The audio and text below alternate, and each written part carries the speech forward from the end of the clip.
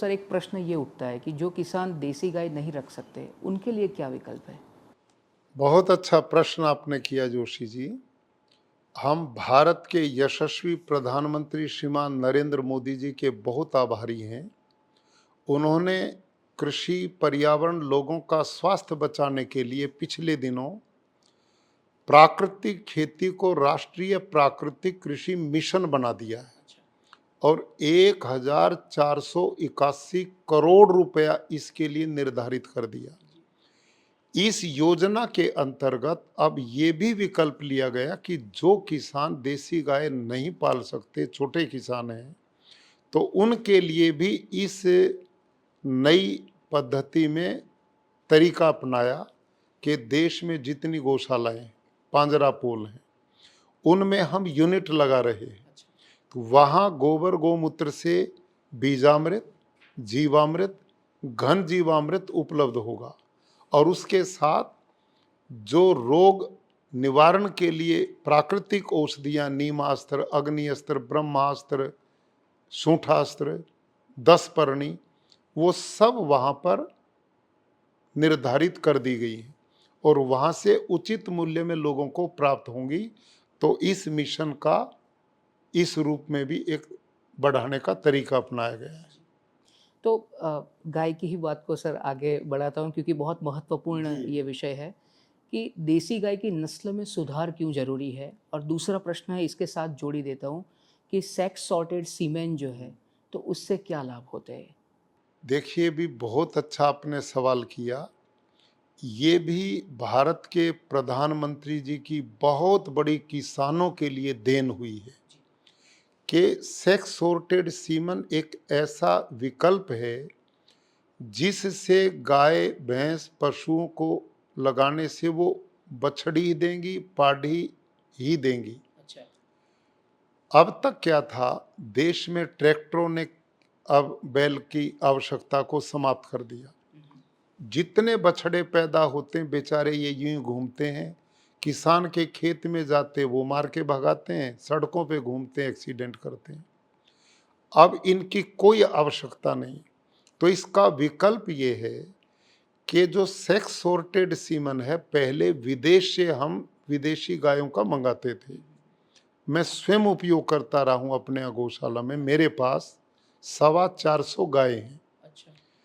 और मैं इस सीमन को विदेश से 1200 से 1400 रुपये में एक मंगवाता था। इतना महंगा एक डोज।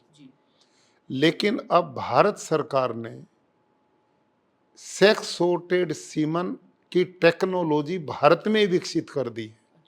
और अब देश में वो सीमन जो बाहर से 1200-1400 रुपये में मिलता था, वो अब 200-250 रुपये तक आ गया है। और हम आभारी हैं गुजरात सरकार के माननीय मुख्यमंत्री जी, कृषि मंत्री के, कि उन्होंने किसान को सब्सिडी देकर वो सीमन कुल 50 रुपये में देना शुरू कर दिया। मैं किसान भाइयों से आग्रह करूंगा कि आप यदि सेक्स सॉर्टेड सीमन लगाते हैं तो वो बहुत ऊंची क्वालिटी के सांडों से तैयार होता है, उससे बछड़ी ही पैदा होती है और वो बछड़ी ज्यादा दूध देने वाली पैदा होगी। जब बछड़ी ज्यादा दूध देगी तो किसान के लिए लाभकारी होगी, गोबर गौमूत्र खेत में काम आएगा, तो किसान की आर्थिक स्थिति में बहुत बड़ा क्रांतिकारी काम गाय करने वाली। तो सेक्स सॉर्टेड सीमन इसलिए आज की बहुत बड़ी आवश्यकता है। बहुत अच्छे से आपने सर इस प्रश्न का जवाब दिया। वापस मैं किसानों के प्रश्न पे आता हूँ। कई किसान सर ऐसे मानते हैं कि प्राकृतिक कृषि से पैदावार कम होती है। इस शंका का आप समाधान कैसे करेंगे? आपने ये भी सवाल बहुत अच्छा पूछा, जो लोगों के मन में बहुत बड़ी ये धारणा है। वो बात मैं पहले उत्तर दे चुका हूं कि जैविक खेती से उत्पादन कम होता है, प्राकृतिक खेती से उत्पादन कम नहीं होता।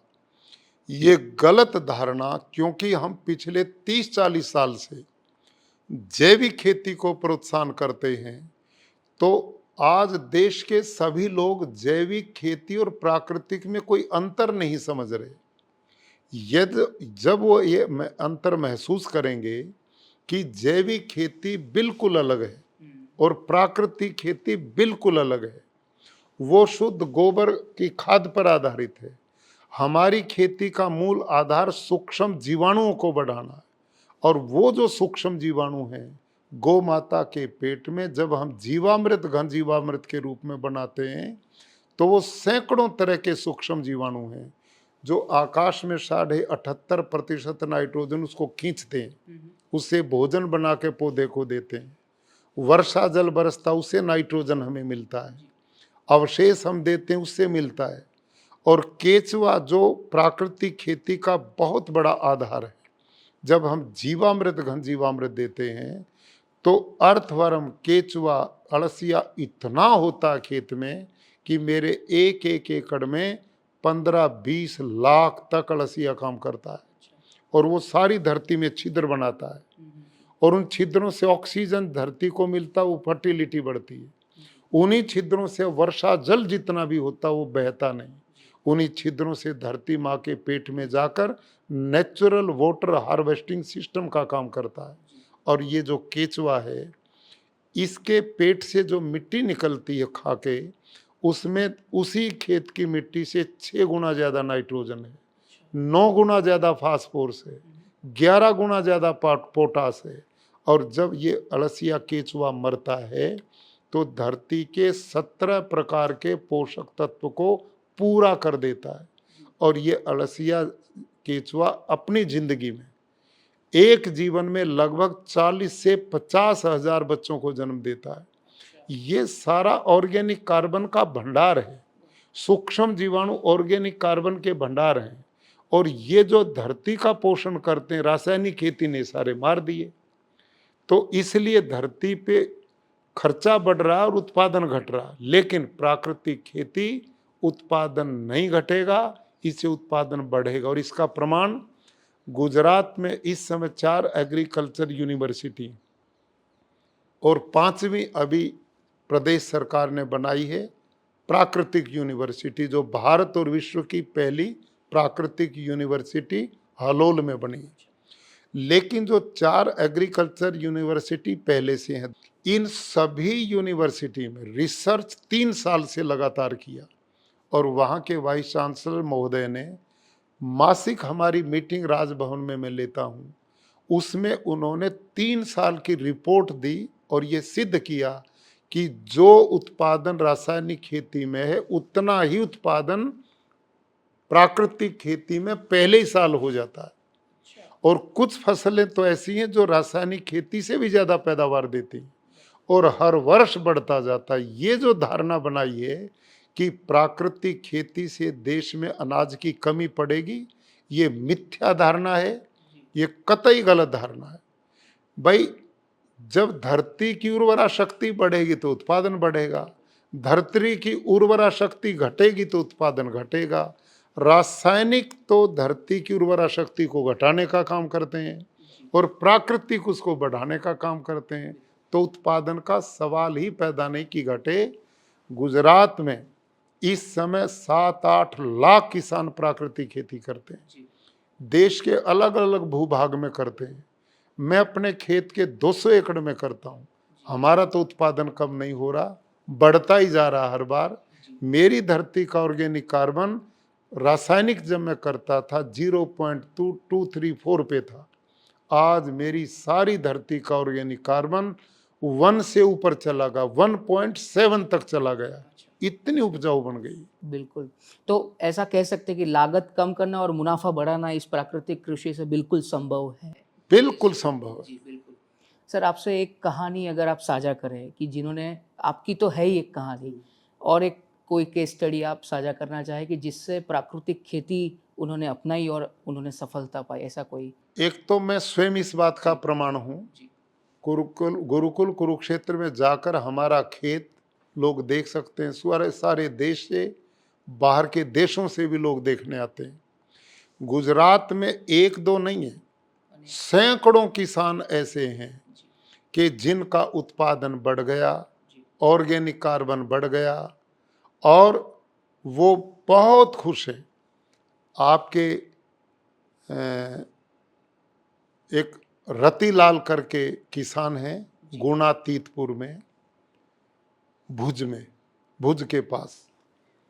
वो लगभग 100 एकड़ में प्राकृतिक खेती करते हैं और वो दावे के साथ सबके बीच में पूरा ब्यौरा देते हैं। वो 8 से 9 लाख रुपया प्रति एकड़ कमाते हैं। हरीश भाई ठक्कर हैं, वो भी भुज के पास उनका फार्म है जो 400 एकड़ की खेती करते हैं। और वो इतने दीवाने बने, जब मैं पहली बार उनके खेत में गया तो वो यूरिया, डीएपी, पेस्टिसाइड ट्रक के ट्रक भर के आते थे। वो बताते हैं 1 करोड़ रुपए का केवल यूरिया, डीएपी और जंतुनाशक में खेत में डालता था। अब उनका बच गया और उत्पादन बराबर बढ़ रहा है। धरती की जीवंत शक्ति आ गई। वो बेहद प्रसन्न है। ऐसे सैकड़ों किसान इस गुजरात में हैं जो 5 लाख से ज्यादा रुपया प्रति एकड़ में प्राकृतिक खेती से निकालते। बहुत अच्छा। तो और भी किसान प्राकृतिक खेती को अपना रहे हैं। सर, दूसरी बात यह कि हमारे राज्य स्तर की बात करें तो प्राकृतिक खेती को बढ़ावा देने के लिए राज्य स्तर पे कौन कौन से प्रयास हो रहे हैं या कौन से इनिशिएटिव्स हो रहे हैं? गुजरात प्रदेश में माननीय मुख्यमंत्री जी के नेतृत्व में और अपना कृषि मंत्री और कृषि विभाग बहुत युद्ध स्तर पर इस मिशन को आगे बढ़ा रहा है। गुजरात का एक भी गांव हमने नहीं छोड़ा है। वहाँ क्लस्टर बना दिए गए हैं 3-3 गांव के। और उनमें एक सखी, कृषि सखी महिला और एक पुरुष किसान, उनको 3 गांव हमने सौंपे और वो अपने अपने खेत में एक मॉडल बनाते हैं, वहाँ ट्रेनिंग देते हैं। और प्रधानमंत्री जी ने जो प्राकृतिक कृषि मिशन शुरू किया है उससे उनको आर्थिक लाभ होता है। लगभग 6,000 रुपया महीना महिला को और इतना ही पैसा पुरुष को भी इस ट्रेनिंग देने के लिए मिलता है। और गौ पालन के लिए लगभग 900 रुपया महीना प्रदेश सरकार देती है। और हमारे जो गौशालाएं हैं उनमें अलग अलग, जैसा आपने कहा था, हमने जीवामृत, घन जीवामृत की यूनिट लगा दी है। तो इस प्रकार से आत्मा विभाग कृषि का पूर्ण रूप से समर्पित होकर इसमें काम करता है और कृषि विभाग भी करता है। तो ये कार्यक्रम बहुत तेजी से आगे बढ़ रहा है। इसके साथ जो प्राकृतिक यूनिवर्सिटी हलोल में बनी है उसमें साइंटिस्ट इस पर अलग से रिसर्च उन्होंने प्रारंभ कर दी और वहाँ के जो खेत हैं उनमें इतने अभूतपूर्व परिणाम मिल रहे हैं कि सब कृषि विज्ञानी भी चकित हैं कि हम इतने दिनों तक इस यूरिया, डीएपी, रासायनिक के पीछे क्यों पड़े। ये तो खेती वरदान है और इस दिशा में बहुत उपलब्धियां हमें मिल रही। सर, आप राज्यपाल हैं और आपने प्रशिक्षण शिविरों का भी आयोजन किया, तो क्या संदेश, महत्वपूर्ण संदेश आप देना चाहते हैं? देखिए, गुजरात में मुझे पूरे 6 वर्ष हो गए हैं और इन 6 वर्षों में पूरे गुजरात में कोई गांव ऐसा नहीं कि जिसमें प्राकृतिक खेती को किसानों ने जाना हो। अब तक हमने हजारों शिविर लगाए और खुद जा करके मैंने तालुका स्तर पर, जिला स्तर पर अनेक जनसभाएं की, कई हजार किसानों की। इससे हमारा पूरा वातावरण खड़ा हो गया है। आज मैं अपने किसान भाइयों को, पूरे देश के किसान भाइयों को आग्रह करूंगा कि आज ग्लोबल वार्मिंग बहुत बड़ी चुनौती है। आज अतिवृष्टि है, कहीं अनावृष्टि है, कहीं भूकंप आ रहे हैं, कहीं तूफान आ रहे हैं, कहीं जंगल जल रहे हैं। इन सब का समाधान प्रकृति का संतुलन बनाना है। हमने पर्यावरण को पवित्र शुद्ध रखना है। पर्यावरण को बचाने में प्राकृतिक खेती सबसे बड़ा योगदान करती है। ये केवल प्राकृतिक खेती शब्द एक है लेकिन लाभ अनेक हैं।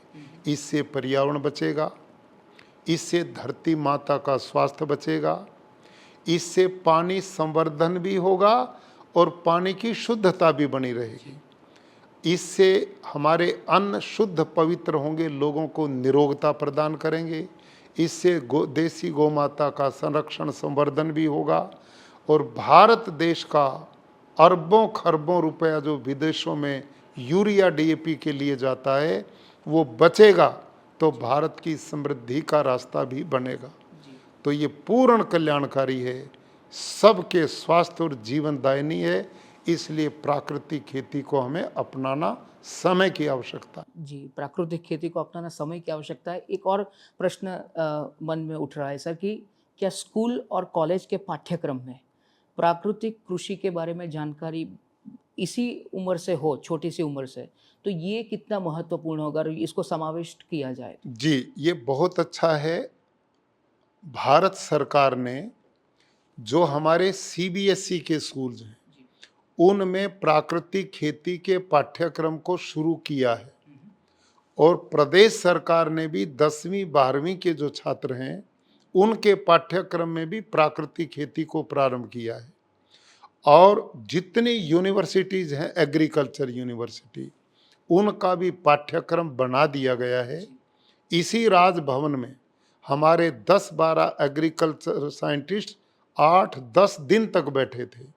उन्होंने स्कूल के बच्चों के लिए भी और कॉलेजेस के बच्चों के लिए, यूनिवर्सिटी में पढ़ाने के लिए भी सिलेबस प्राकृतिक खेती का बना दिया है और अब अनेक यूनिवर्सिटीज़ में ये पाठ्यक्रम पढ़ाया जाना शुरू हो चुका है। जी, आपके बारे में सर बात करें, आप हमेशा ऐसा कहते हैं कि खेती एक व्यवसाय नहीं, ये एक संस्कार है, तो इसके बारे में आप क्या कहेंगे?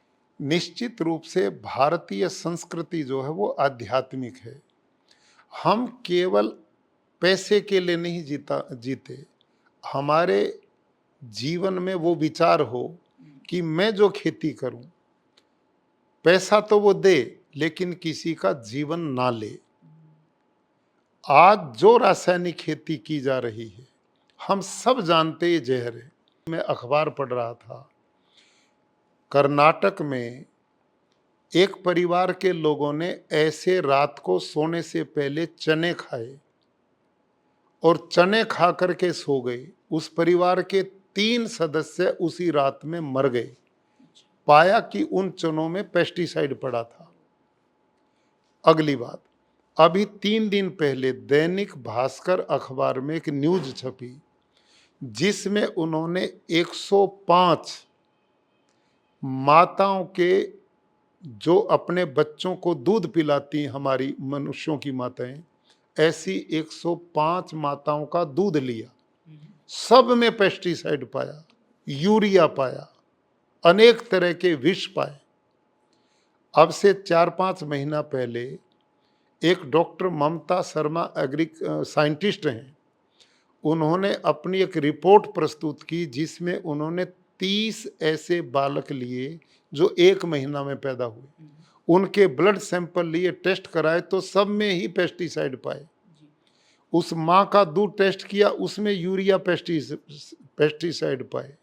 जिस गाय भैंस का दूध पीती थी उसमें पेस्टिसाइड यूरिया पाए। अब इतने प्रबल प्रमाण चारों तरफ वैज्ञानिक बता रहे हैं। अभी ब्राजील की मैंने एक रिपोर्ट पढ़ी जिसमें स्पष्ट रूप से उन्होंने लिखा कि वहाँ के बच्चों के डीएनए बदल रहे हैं, वहाँ लोगों में कैंसर बढ़ रहा है। अभी मैं आज अस्पताल में जो हमारी शारीरिक जांच वो 6-7 महीने में करते गया, तो मैंने डायरेक्टर साहब से बातचीत की, अपने जो सरकारी बड़ा हॉस्पिटल है अहमदाबाद का, तो उन्होंने मुझे बड़ा दुखद बताया कि पिछले इन 3-4 साल में 3 गुना कैंसर के रोगी बढ़ गए। छोटे छोटे बच्चों का हार्ट अटैक हो रहा है। 40-50 साल से नीचे के हजारों बच्चे आ रहे हैं जो हार्ट की प्रॉब्लम लेके आते हैं और इतनी किडनियां बदल रही, कभी सोचा ही नहीं था हमने। तो ये सब कुछ क्यों है? ये खान पान का दोष है। इतना जहर पड़ रहा है, पानी शुद्ध नहीं, हवा शुद्ध नहीं, प्रकृति धरती माँ को इतना जहरीला। आप लाखों टन यूरिया डीएपी धरती में हर साल बरसता है और इसमें जोशी साहब जब यूरिया किसान खेत में यूं डालता ना तो इसमें नाइट्रोजन होता है, और इसका नाइट्रोजन जब आकाश के ऑक्सीजन के संपर्क में आता तो दोनों के मिलने से एक तीसरी गैस पैदा होती है, nitrous oxide. Nitrous oxide carbon dioxide से 312 गुनी खतरनाक है पर्यावरण के लिए। अब साइंटिस्ट ये बात जानते भी नहीं बता रहे, हमें जानकारी होनी चाहिए कि हम किस दिशा में जा रहे। पर्यावरण कितनी बड़ी समस्या बन गया, इसमें रासायनिक खेती भी योगदान करती है और जैविक खेती भी। क्यों? जब इतनी गोबर की खाद डालते हैं उसमें भी मीथेन निकलता है। मीथेन कार्बन डाइऑक्साइड से 22 गुना खतरनाक है। तो इन सब का समाधान है प्राकृतिक खेती। इसमें इन गैसों का कोई मतलब नहीं। धरती में गैसी जो होती हैं ये सूक्ष्म जीवाणु केचुआ उनको अपना शरीर में सिंचित करता है, और वही जब मरता तो धरती में ऑर्गेनिक कार्बन जाकर के धरती की फर्टिलिटी को बढ़ाता है। तो सर ये तो भारत देश की आपने भी बात की। अगर हम वैश्विक परिप्रेक्ष्य की बात करें तो विश्व में जो सभी देश है, अगर उनको भी प्राकृतिक खेती में अग्रसर होना है तो वो कैसे हो सकते हैं? निश्चित रूप से जो पद्धति भारत में हम अपना रहे हैं वहाँ भी इंडिजिनस गाय पूरी दुनिया में है, उनमें भी वही गुणवत्ता मिलेगी जो हमारी गाय में है। हमने कोई भी तरीका अपनाना है तो धरती में हमने सूक्ष्म जीवाणुओं को बढ़ाना पड़ेगा। और आपको जानकर आश्चर्य होगा, ये जो यूरिया डीएपी हम डालते हैं ना धरती में, इसको भी पौधे का भोजन बनाने में सूक्ष्म जीवाणुओं का ही काम है। यदि वो सूक्ष्म जीवाणु हैं तो इसका भोजन यूरिया डीएपी का पौधे का बना पाएंगे। अब वो खत्म हो गए तो यूरिया डीएपी पड़ने के बाद भी धरती पे कुछ नहीं होगा। सारी धरती ऐसे हो जाएगी जैसे घर का फर्श होता है। इसलिए सूक्ष्म जीवाणु अलसिया जो प्रकृति का एक बहुत बड़ी देन है, हमने उसको छेड़छाड़ नहीं करनी चाहिए। ये एक बहुत बड़ी आवश्यकता है। और अंत में 2-3 सवाल है सर मेरे। आप देश के युवाओं और किसानों को क्या संदेश देना चाहेंगे दूरदर्शन के माध्यम से? आपने बहुत अच्छे प्रश्न किए हैं, लंबी हमारी चर्चा हुई है।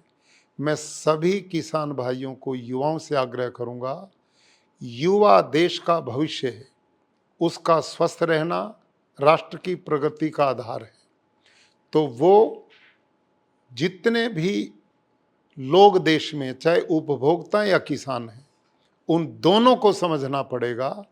किसान प्राकृतिक खेती की ओर बढ़े और उपभोक्ता प्राकृतिक खेती के उत्पादन को खरीदे। जब ये मिशन हम दोनों मिलकर चलाएंगे तो हम इस प्रकृति को बचा पाएंगे और स्वस्थ भारत होगा, विकसित भारत होगा।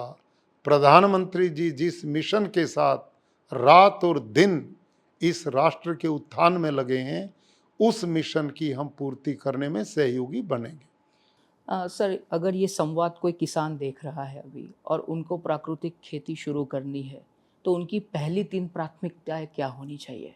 मैं किसान भाइयों से आग्रह करूंगा कि अब पूरे भारत में प्राकृतिक खेती राष्ट्रीय प्राकृतिक कृषि मिशन बन गया है।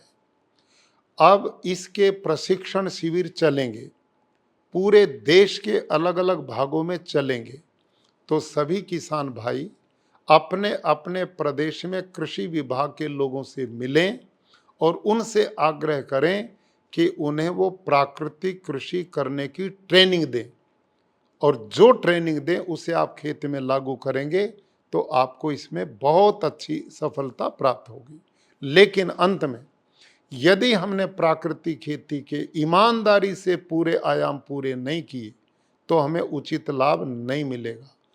सबसे पहला बीज को बहुत बढ़िया बीज का चयन करना, फिर उसको बीजामृत में संस्कारित करना, बीज बोने से पहले कम से कम 1 से 1.5 टन घन जीवामृत खेत में डालना, और पानी जीवामृत का स्प्रे भी, और प्रत्येक पानी के साथ कम से कम 250 से 500 लीटर पानी के साथ जीवामृत को देना, आच्छादन करना और एक ही समय में बहुफसल का बोना, इससे 100% 100% आपका उत्पादन पहले ही साल अच्छा आना शुरू हो जाएगा, ऐसा मैं मानता हूँ।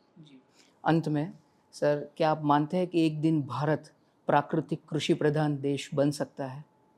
देखिए, यदि इच्छा शक्ति सबके मन में होगी, और क्योंकि अब ये आवश्यकता बन चुकी है, कितने दिन तक अस्पताल कितने लोगों को संभाल पाएंगे।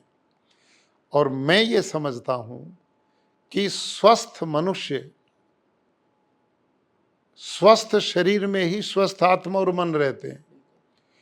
तो इससे आध्यात्मिक विचारधारा को भी जन्म मिलेगा, संस्कारित वातावरण बनेगा, आध्यात्मिक वातावरण बनेगा, और लोग स्वस्थ निरोग होकर परिवारों के लिए, समाज के लिए, देश के लिए ज़्यादा समय दे पाएंगे।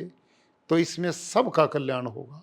और ये जो प्रधानमंत्री जी ने इतना बड़ा सुंदर मिशन शुरू किया है, यदि सभी कृषि वैज्ञानिक और कृषि विभाग से जुड़े हुए हमारे अधिकारी कर्मचारी ईमानदारी से इस मिशन को आगे बढ़ाएंगे, तो निश्चित रूप से भारत एक प्राकृतिक कृषि का राष्ट्र बन सकता है। जी, तो सर आपने बहुत विस्तार से सभी पहलुओं को समझाया और प्राकृतिक कृषि की तरफ लोग बढ़े, किसान, हमारे किसान भाई बहन बढ़े, उसके बारे में मार्गदर्शन दिया। इसके बदल आपका बहुत बहुत धन्यवाद सर। तो दर्शकों, ये थे गुजरात राज्य के महामहिम राज्यपाल श्री आचार्य देवव्रत जी, जिन्होंने प्राकृतिक कृषि के कई विभिन्न पहलुओं पे हमारा मार्गदर्शन किया। और हमें विश्वास है कि ये संवाद केवल जानकारी नहीं, बल्कि प्रत्येक युवा, किसान और नीति निर्माता के हृदय तक पहुंचेगा। इस विचार के साथ इस कार्यक्रम में बस इतना ही। नमस्कार।